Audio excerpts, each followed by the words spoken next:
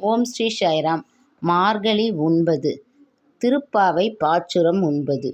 தூமணி மாடத்து சுற்றும் விளக்கெரிய தூபம் கமழ துயிலனை மேல் கண்வளரும் மாமன் மகளே மணிக்கதவந் தாழ்த்திறவாய். மாமீர் அவளை எழுப்பீரோ? உன் மகள்தான் ஊமையோ அன்றிச் செவிடோ அனந்தலோ? ஏமப் பெருந்துவையல் மந்திரப்பட்டாளோ? மாமாயன் மாதவன் வைகுந்தன் என்றென்று நாமும் பலவும் நவின்றேலோர் எம்பாவாய்.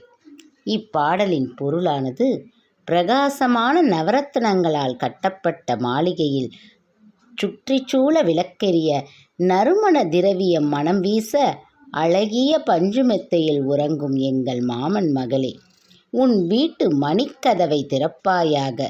எங்கள் அன்பு மாமியே, அவளை நீ எழுப்பு. உன் மகளை எத்தனை நேரமாக நாங்கள் கூவி அழைக்கிறோம், அவள் பதில் சொல்லவே இல்லை.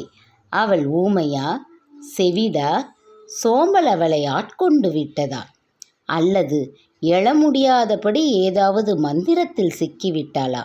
உடனே எழு.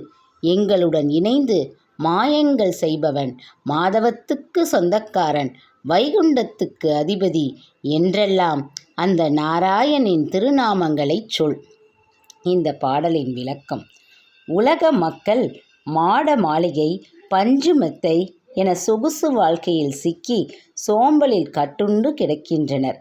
இதிலிருந்து அவர்களை மீட்டு பகவானின் இருப்பிடமான வைகுண்டமே நிலையானது என்பதை அறிவுறுத்த வேண்டும். அந்த வைகுண்டத்தை அடைய பகவானின் திருநாமங்களை நாம் சொல்ல வேண்டும். இதுவே இந்த பாட்டிற்கு உண்டான விளக்கமாகும்.